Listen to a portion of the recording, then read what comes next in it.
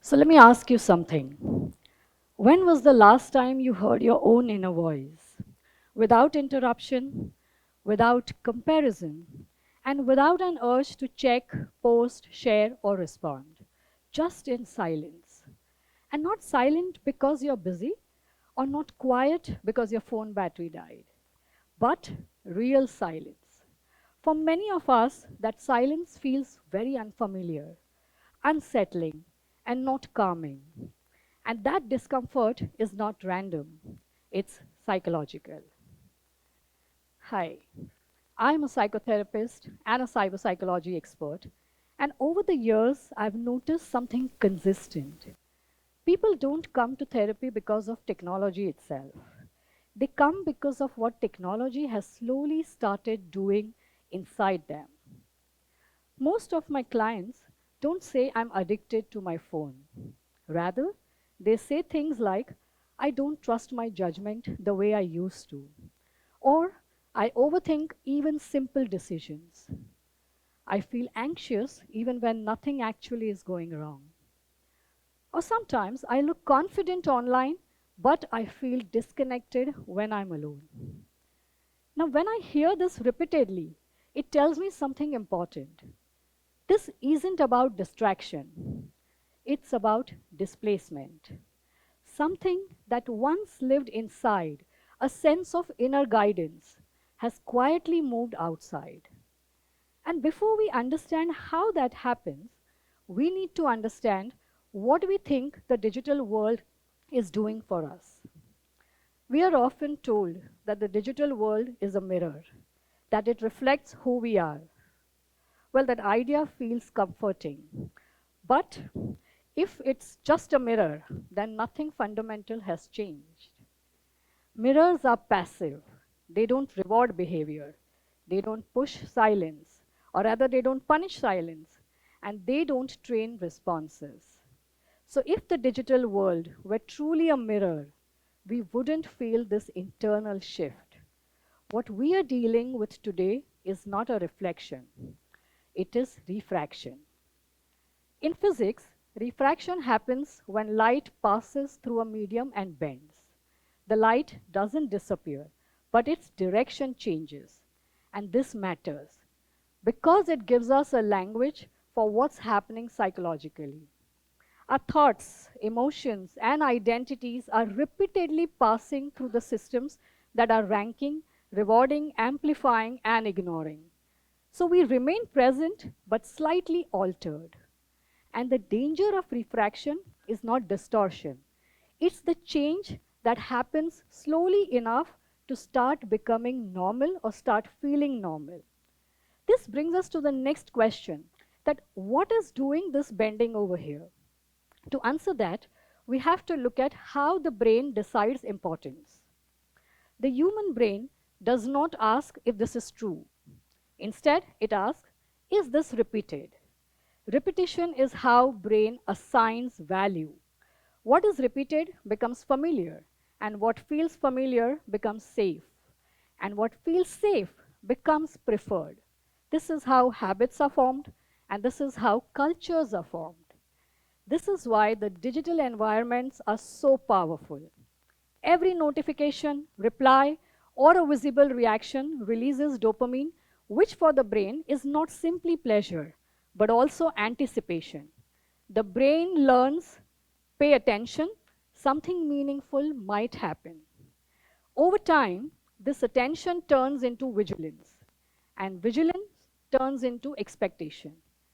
Expectations quietly turns into dependence. Now here's the critical part. The silence no longer feels as neutral. It becomes ambiguous, and ambiguity activates the brain's threat system. That's where stillness can feel very uncomfortable. That's why calm feels unproductive. And that's why doing nothing can feel like falling behind. So, without realizing it, our brain starts learning a new rule, that stimulation equals value. And once the brain learns that, it changes how we regulate ourselves. In psychology, we talk about self regulation as the ability to guide ourselves internally. It's how we calm our anxiety, we tolerate uncertainty, make decisions, and even evaluate our experiences without immediately needing reassurances from outside. Now, the self regulation develops through pauses, reflection, and internal feedback. But when the feedback is constant, responses are immediate, and attention is always pulled outwards, the brain adapts. It learns a new pattern, it learns a different pattern. Instead of asking, how do I feel about this? We begin to ask, how was this received? Instead of checking in with ourselves, we check reactions, responses, and metrics. This shift doesn't happen dramatically. It happens quietly, and over time, it changes where we experience control. In our psychology, this is called a shift in locus of control. The control begins to feel external. Stability begins to feel conditional, and confidence begins to depend upon response. So the inner voice doesn't disappear, it simply stops being consulted as often. And when that happens, something else changes too, the way we think. The part of the brain responsible for reflection, judgment, and value based decision making needs space to function. But the digital environments compress that space. They reward speed, they reward reaction, they reward urgency or immediacy. So instead of asking, what do I think, or rather, what aligns with my values, we get trained to ask, what should I respond to? What will this look like? Or what will this trigger? This is where refraction becomes personal. And it's not because someone is controlling us, but because we are rarely pausing long enough to choose. And this, in turn, starts shaping our identity. Identities are not formed in big dramatic life events. It is actually formed in micro decisions. Decisions where you hesitate before saying, or what you edit before expressing, or what you stop feeling because it feels unsafe, what you don't even notice yourself thinking anymore. Now, over time, the brain learns an unspoken rule book that visibility feels stabilizing, approvals mean regulation, and silence starts feeling risky. So the internet stops being a tool that we use occasionally. It rather becomes a reference point we return to automatically. And once something becomes a reference point, it starts influencing how we see ourselves. So let me share something that I see often in my work. I once worked with a senior professional who described a small but a very revealing experience.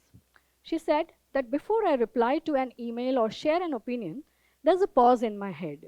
Now, it is not a thought or neither a scan, but rather I ask that could this be misread or could this cost me credibility? She wasn't responding to any real person. Rather, she was responding to an imagined audience. Her brain had learned through repetition that expression comes with a judgment. And it began editing her thoughts before she even became aware of them. There was no backlash, no incident, just plain simple repetition. And that's how refraction works, quietly. Another client once told me that on the days I don't post or respond, I feel strangely invisible, like something is missing or maybe I have not done enough. Now think about this for a moment. Silence, which once meant rest, has now become to mean like a failure. This is not personality change. This is conditioning. And once we see this pattern clearly, we start noticing how widespread it is. For children, this happens even before their identity is fully formed. For teenagers, the comparison becomes emotional muscle memory. And for adults, it shows up as burnout, imposter syndrome, and chronic self-monitoring. We didn't just stop, or we didn't rather just adopt new tools. We adopted new rules for our self-worth, relevance, and presence. And no one explicitly agreed to this, which is what leads us to a difficult realization, which is the illusion of choice. We like to believe that we are choosing this, but when rest feels uncomfortable, when disconnection feels irresponsible, or rather when validation feels so necessary, it's not choice, it's training. The most powerful training is the kind that starts feeling normal. And this is the quiet risk of our time. If we don't consciously choose our inner voice, the digital world will choose it for us. So the question becomes, what can we do about it? So let me invite you to notice something. Think of the last time you reached out to your phone without a clear reason. Were you bored?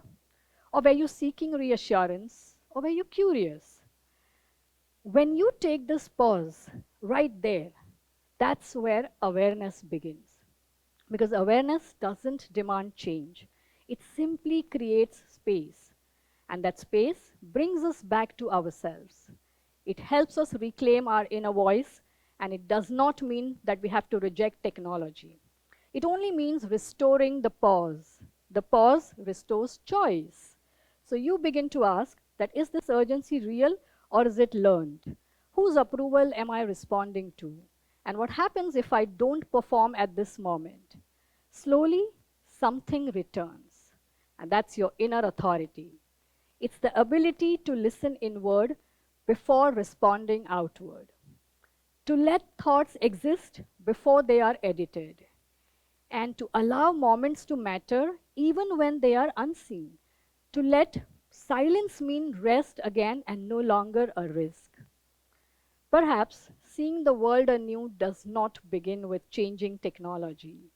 It begins with changing our relationship to the technology. By asking, is this serving me or is this shaping me? Is this reflection or refraction? And most importantly, am I choosing my inner voice or letting the digital world choose it for me? So, in a world that constantly speaks, the bravest act today is learning to listen inward again. Because when the internet becomes your inner voice, you don't lose control yourself loudly. You lose yourself very quietly. And awareness is how you find your way back. Thank you.